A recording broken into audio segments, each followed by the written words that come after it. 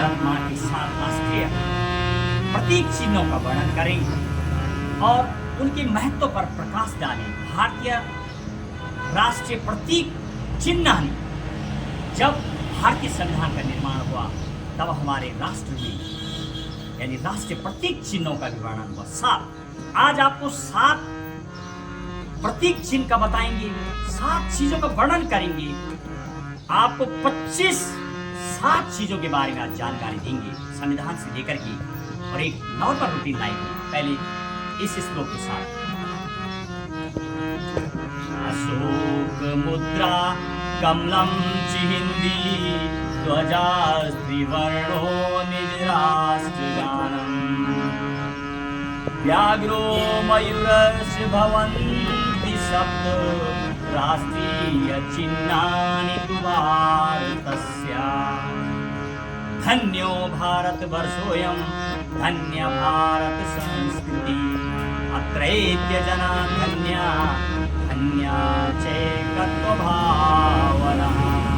और क्या है मेरे भारत देश का 7 प्रतीक चिन्ह। इन चिन्हों से भी मेरे भारत को पहचाना जाता है। जब आप देखेंगे जहाँ भी तिरंगा लहराएगा पूरी दुनिया में, तो मेरा भारत देश, मेरा भारत माँ, एकमात्र दुनिया का वो देश जिसको माँ से पुकारा जाता वो मेरा भारत देश। संस्कृत जो भाषाओं की जननी है, सबसे वैदिक भाषा यूनानी और संस्कृत है। यदि आपको ये जानना है तो वेद, काव्य, ग्रंथ, आरण्यक तमाम बताते हैं कि मेरी भारत देश की संस्कृति कई वर्षों पुरानी, सबसे वैदिक पुरानी और सबसे ज्यादा गुलाम रहने वाला भी मेरा भारत देश। सबसे ज्यादा भारत के लोग विदेश में रहने वाले, इतना कर्मठ, सबसे विशाल लोकतंत्र, सबसे विशाल संविधान है मेरी भारत माँ का, जिसे माँ से पुकारा जाता है। तो 7 चिन्हों का वर्णन अशोक मुद्रा कमलम चिहिंदी ध्वजा त्रिवर्णो निज राष्ट्रगानम। पहला अशोक मुद्रा और राष्ट्रीय पशु, राष्ट्रीय पुष्प में कमल और भाषा में हिंदी, जिसको 140 करोड़ से ज्यादा लोग बोलते हैं। ध्वजा त्रिवर्णो निज राष्ट्रगानम और राष्ट्रीय ध्वज 3 वर्णों से सुसज्जित तिरंगा और राष्ट्रीय गान जनगण। यानी पहला अशोक मुद्रा, कमल का फूल, हिंदी भाषा और तिरंगा 4 और 5वां राष्ट्रीय गान जनगण। और अगला व्याघ्रो मयूरश्च भवन्ति सप्त राष्ट्रीय चिन्हानि तु भारतस्य। व्याघ्रों का मतलब बाघ। बाघ जो राष्ट्रीय पशु है उसका उदाहरण देने का मतलब ये है कि बाघ एकमात्र ऐसा पशु है राष्ट्रीय जो हमेशा अपने आप शिकार करके शिकार को खाता है, सिर्फ दूसरे को नहीं खाता। तो इसका मतलब संविधान, ये जो राष्ट्रीय चिन्ह है, ये हमसे कहता है धरती का जो प्रतीक है बाघ, वो उसी तरीके से वो हमें एक फुर्ती के प्रति आगाह करता है। और अगला मयूरस्य भवन्ति सप्त राष्ट्रीय चिन्हानि तु भारतस्य।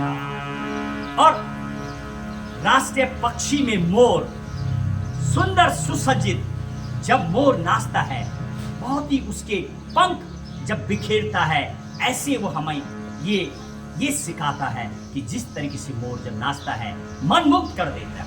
तो आप जब भी कुछ काम करें, समाज के लिए जब कुछ काम करें, तो ऐसा कार्य करें कि समाज में उसका प्रचार हो, समाज उस काम को सराहे और समाज को जिसकी जरूरत है। और आपने देखा है मोर के पंखों में एक आंख के जैसे आकार को बना होता है, वो भी हमें खास संदेशा देता है कि आंख चक्षु से वो आकर्षित करता है अपने कार्यों की ओर। ऐसे हमारा जो कार्य है उसमें भी चक्षु होते हैं। यदि आप वास्तविक काम का विस्तार प्रॉपर से करते हैं, और ये राष्ट्रीय चिन्ह है मेरे भारत माँ के। और अगला श्लोक, धन्यो भारत वर्षोऽयं धन्य भारत संस्कृति अत्रैत्य जना धन्या धन्या चैकत्व भावना। और हमारा भारतवर्ष अपने आप में धन्य है। क्यों है? धन्यो भारत वर्षोयम धन्य भारत संस्कृति अत्रैत्य जना धन्या धन्या चैकत्व भावना। हमारा भारतवर्ष अपने आप में धन्य है क्योंकि विविध धर्मों के लोग यहाँ एकता की भावना में रहते हैं और यहाँ की संस्कृति भी धन्य है और यहाँ के जो लोग हैं अनेकता में एकता के रूप में रहते हैं। अलग अलग धर्म, अलग अलग जाति, अलग अलग समुदाय के लोग यहाँ हिंदू, मुस्लिम, सिख, ईसाई, बौद्धिस्ट, पारसी, मेरे भारत देश में 7 बड़ी बड़ी कम्युनिटी के लोग इस देश में रहते हैं और एकाग्रता से रहते हैं। इसीलिए किसी अंतर्राष्ट्रीय कवि ने संस्कृत में एक लाइन कही है, भारतस्य प्रतिष्ठा संस्कृतम संस्कृति।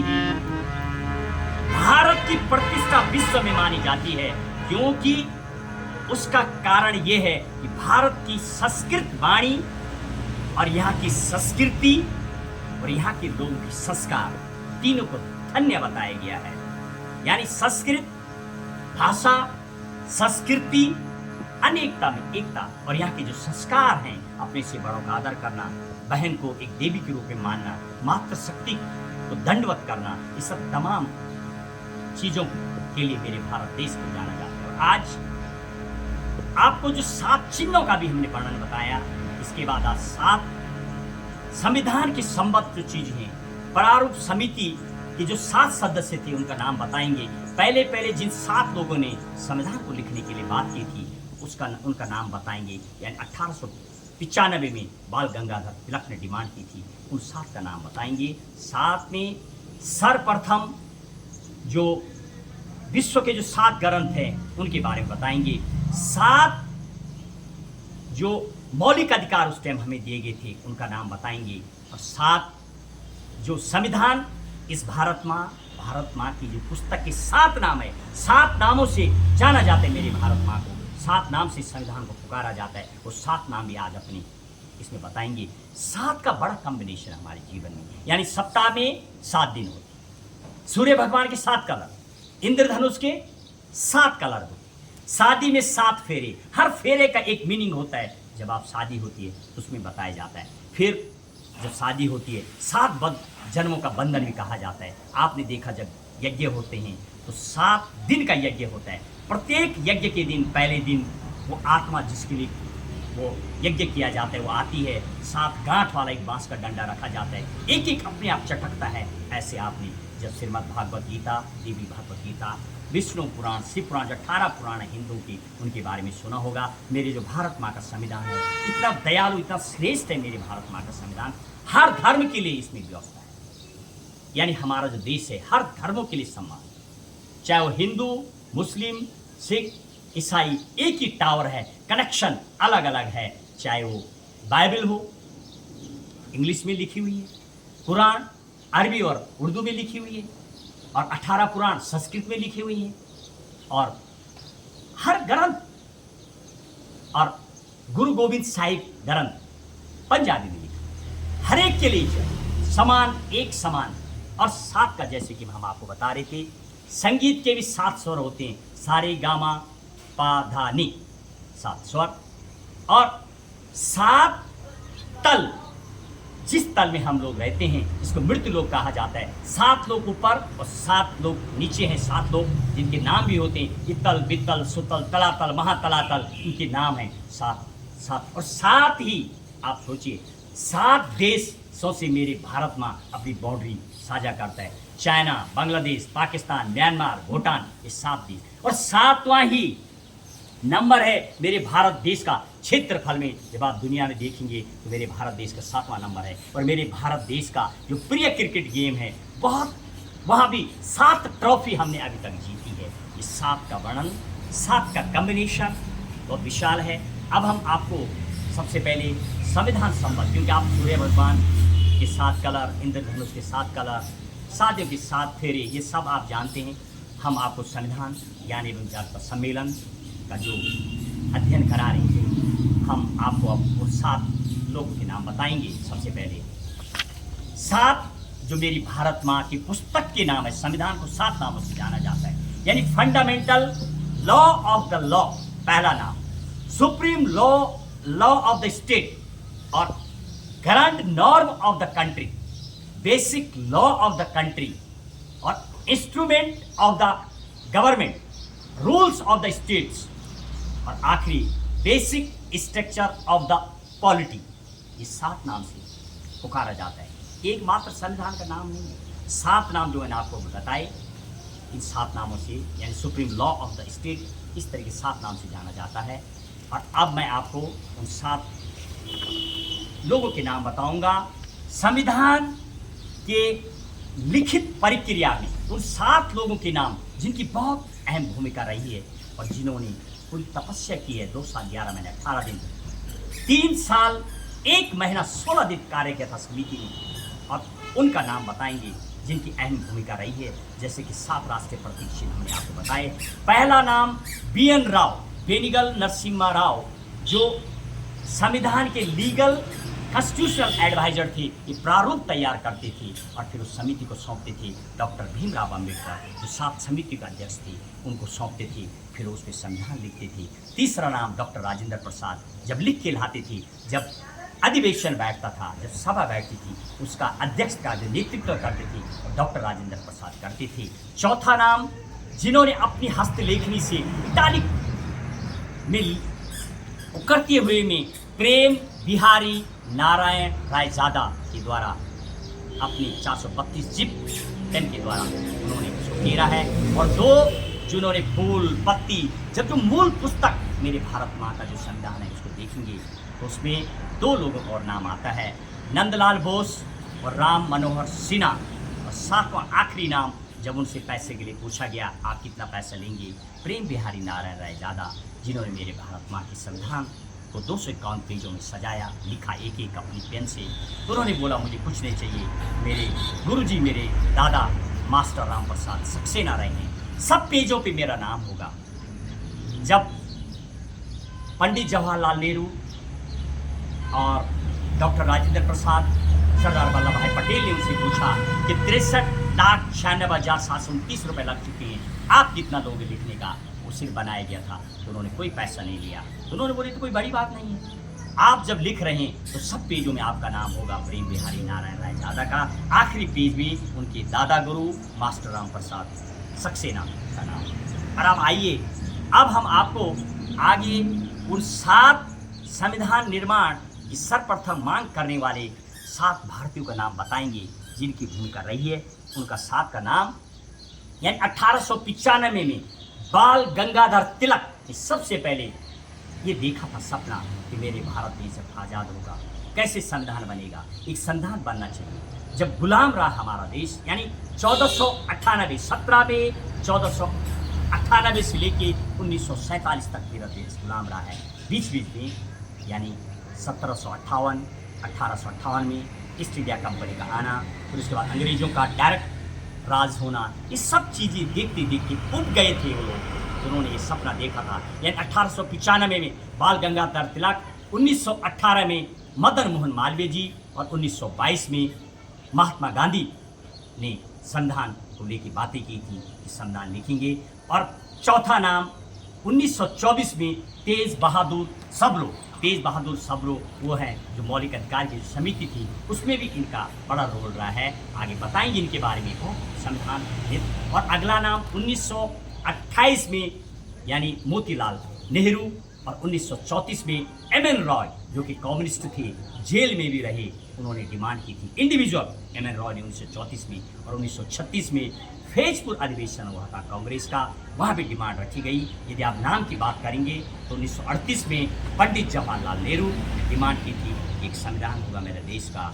पहले जब 22 जुलाई 1947 को देश आज़ाद 15 अगस्त हुआ, मेरी माँ का तिरंगा, भारत देश का जो तिरंगा सुसज्जित लहराता और तिरंगा पहले एक्सेप्ट कर दिया गया था। जिस तरह से किसी को वस्त्र पहनाया जाता है ऐसे तिरंगा एक्सेप्ट किया गया था। और उसके बाद अब 7 सदस्य ड्राफ्टिंग कमेटी, जिसको 3 नाम से जाना जाता है, प्रारूप समिति, पांडुलेखन समिति, मसौदा समिति, 7 के नाम जो अध्यक्ष थे समिति के डॉक्टर अंबेडकर डॉक्टर भीमराव अंबेडकर और मोहम्मद सादुल्ला, पीएम मुंशी यानी और के मुंशी, कन्हैयालाल माणिकचंद मुंशी और अल्लादी कृष्ण स्वामी अय्यर, गोपाल स्वामी अयंगर, माधव राव जो कि बीसी मित्तल एक थे, उन्होंने रिजाइन दिया था, उनकी जगह पर एन माधव राव को सम्मिलित किया गया था। और एक टीटी कृष्णमाचारी जो कि टीपी खेतान एक थे, वो मर चुके, उनके डाइड हो गए थे, मृत्यु हो गई थी, उनकी जगह पर टीटी कृष्णमाचारी। सबसे विडम्बना देखिए आप इस भारत देश की, सबके नाम कृष्ण गोपाल, बहुत आसान है इनका नाम भी याद रखना। आप देखेंगे के एम मुंशी, कन्हैयालाल माणिकचंद मुंशी और गोपाल स्वामी अयंगर, माधव राव, टीटी कृष्णमाचारी, यानी कृष्ण भगवान के नाम पे सबके आते हैं। और जो जहाँ पर हमारे मौलिक अधिकार हैं, 7 उनकी बात करें, भाग 3 में जब संविधान का निर्माण किया गया था तो उस समय 7 मौलिक अधिकार रखे गए थे। 1978 में जब मुरारी जी देसाई की सरकार आई तो एक अमेंडमेंट 44 अमेंडमेंट से ये जो संपत्ति का अधिकार था इसको वहाँ से एक लीगल अधिकार में रखा गया। 300A में अब वर्तमान में उसको रखा गया है। उस 7 जो अधिकार थे, मौलिक अधिकार, समानता का अधिकार, स्वतंत्रता का अधिकार, शोषण के विरुद्ध अधिकार, धर्म की स्वतंत्रता का अधिकार, संस्कृति और शिक्षा संबंधी अधिकार, और छठा संपत्ति का अधिकार, जो कि जैसे कि मैं बता रहा था 2 बार बहुत बड़ा बड़ा अमेंडमेंट हुआ। 42 अमेंडमेंट जब इंदिरा गांधी की सरकार थी तो 1976 में मिनी कॉन्स्टिट्यूशन के नाम से जाना जाता है। और ऐसे ही फिर जब 44वें अमेंडमेंट आए मुरारजी देसाई जी सरकार 1978 में, तो उनके द्वारा भी काफ़ी परिवर्तन किया गया। यानी आर्टिकल 24, 25, 26, 28 ये सब इंदिरा गांधी के टाइम लाया गया। संविधान में काफ़ी छेड़खानी हुई मेरे भारत माँ के भारत देश को, जब संविधान में भी काफ़ी परिवर्तन कुछ सरकारों ने अपने टाइप से लिया। और 7वां जो है संवैधानिक उपचारों का अधिकार, जिसको कि डॉक्टर भीमराव अंबेडकर ने संविधान की एक आत्मा दिखा, यानी ये आपको आर्टिकल 32 में सीधा हर नागरिक को पावर देता है। आप सुप्रीम कोर्ट कभी भी 24 घंटे जब इनका हनन होगा तो आप सुप्रीम कोर्ट जाएंगे। और सुप्रीम कोर्ट जस्ट एक कस्टोडियन कहा जाता है, यानी वो गार्जियन है। सुप्रीम कोर्ट आर्टिकल 32 में निश्चित सुनता है 24 घंटे। वैसे हाई कोर्ट जितने भी हैं उनको भी अधिकार दिया गया आर्टिकल 226, लेकिन उनकी आर्टिकल 226 में डिपेंड करता है हाई कोर्ट के ऊपर, वो सुन भी सकते हैं नहीं सुन सकते हैं। लेकिन सुप्रीम कोर्ट के लिए मेरी भारत माँ भारत संविधान में पूरा लिखा हुआ, निश्चित ही सुप्रीम कोर्ट को सुनना ही होगा, और सुनता है जब हनन होता है। आपने कई केस देखी। और अगला संविधान का जो 7वां के प्रावधान की बात करूं, भाग की बात करूं, तो सबसे बड़ा 7वां जो भाग है वो निरस्त है। यानी 1956 में 7वां भाग, इसको ऐसा संविधान में संशोधन किया गया कि भाग 9 और 7 को संविधान से निरस्त किया गया था। लेकिन जब पंचायती राज एक्ट आए तो भाग 9 को दोबारा लागू किया गया, लेकिन भाग 7 अभी भी पूरा खाली है। आइए और अगला 7 अब उन लोगों के नाम बताएंगे। संविधान निर्माण को लेकर के अंग्रेजों का भी बड़ा योगदान रहा है। क्या रहा है उन अंग्रेजों का नाम? पहला है लॉर्ड लिनलिथगो। जब पहला अगस्त प्रस्ताव आया था 1940 में, तो पहला प्रस्ताव वो जो रखने वाले लाने वाले थे वो लॉर्ड लिनलिथगो। और दूसरा स्टैफर्ड क्रिप्स 1942, सेकंड प्रस्ताव जब लाया गया तो क्रिप्स प्रस्ताव उसको कहा जाता है। स्टैफर्ड क्रिप्स की भूमिका थी। यानी ये लोग लगातार चाह रहे थे कि भारत का संविधान बनाइए, जाइए वहाँ पर मीटिंग कीजिए। और तीसरा नाम क्लेमेंट एटली, जो कि 1946 पीएम थी वहाँ की, इनका भी बड़ा रोल रहा है। शायद ये नहीं बनते तो ये लेबर पार्टी के थे, उससे पहले दूसरी पार्टी के थे वहाँ पर। जैसे मेरे भारत देश में सिंगल नागरिक यानी एकल नागरिकता की व्यवस्था है, अमेरिका में 2 नागरिकता की व्यवस्था है, दोहरी नागरिकता, यानी राज्य की करेंसी, भाषा, संविधान बिल्कुल अलग अलग है, करेंसी भी अलग होती है, लेकिन मेरे देश की एकल नागरिकता व्यवस्था है। तो उस टाइम क्लेमेंट एटली जब प्रधानमंत्री बने वो भारत के फेवर में थे, तो उनका भी बड़ा योगदान। उन्होंने यानी थर्ड कैबिनेट मिशन 1946 को भेजा, जिसमें sir Patrick Lawrence, Stafford Cripps और एबी अलेक्जेंडर जो कि नौसेना मंत्री थे, और स्टेफर्ड क्रिप्स व्यापार मंत्री थे और सचिव के रूप में थे। सर पैट्रिक लॉरेंस ही आए, इन्होंने बातचीत की, और फिर अगला एक बहुत बड़ा नाम माउंटबेटन के द्वारा ही मेरे देश को आज़ादी की घोषणा की गई, यानी 1947 15 अगस्त को। हालांकि क्लेमेंट एटली ने उनको 1 साल से भी ज़्यादा टाइम दिया था कि आप जाके, लेकिन उन्होंने बहुत पहले किया। इस बारे में आपको आगे वर्णन करेंगे। 26 तारीख की बात करेंगे। गणतंत्र दिवस और लोकतंत्र के बारे में माउंटबेटन के द्वारा अनाउंस किया गया। और आइए, आज मेरे सहयोगी इसाद शर्मा हमारे साथ बने हुए हैं। इसी के साथ मैं अपनी वाणी को विराम देता हूँ, और मेरे मार्गदर्शक मामा जी राधा वल्लभ नौटियाल जी अपनी इस बुजुर्ग उम्र में भी लगातार बने हुए हैं, हमारा मार्ग प्रशस्त करते हैं। अथक शायद इनकी जो प्रेरणा है, इनका जो मार्ग है, वो हमें आगे ले जा रहा है। आगे अगला जो हमारा आज का अभ्यास सत्र है, इसी के साथ आज का अभ्यास सत्र हम विराम दे रहे हैं। और मामा जी एक लाइन में कुछ बोलना चाहेंगे? महेश जी, आप निरंतर संविधान प्रवचन के आयोजित करते रहें, और इसी के लिए हम आपके प्रति, आपके संकल्प के प्रति आपको शुभकामना देते हैं।